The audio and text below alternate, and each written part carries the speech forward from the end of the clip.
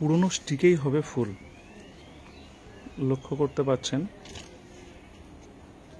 পুরনো স্টিক, প্রচুর ফুল আসছে। দুটো স্টিকেই দুটো ফুল এসছে।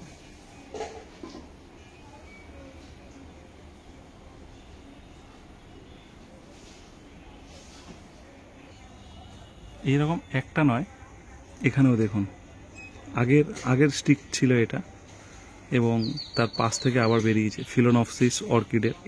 এই আবার দুটো নয়, ওই দিকে দেখুন, ওই যে দূরে, হ্যাঁ দেখতে পাচ্ছেন কুড়ি এসছে, মোটা মোটা বড় বড়। আচ্ছা একটু কাছে নিয়ে যাচ্ছি, এই দেখুন, ওটাও কিন্তু পুরনো স্টিক।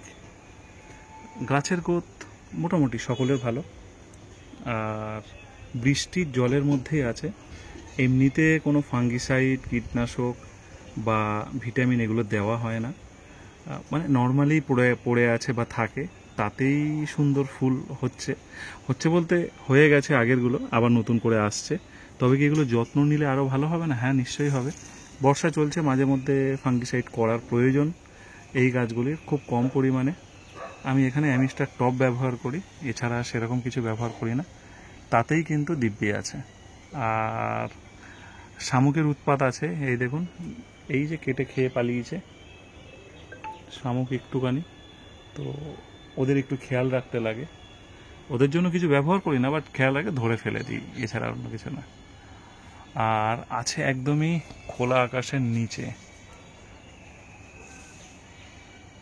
Phalaenopsis orchid. আমার মূল বক্তব্য, এই পুরনো স্টিকগুলো গোড়া থেকে কেটে ফেলে দেবেন না, তাহলে দেখবেন আবারও ফুল আসতে থাকবে, কন্টিনিউ ফুল হতে থাকবে।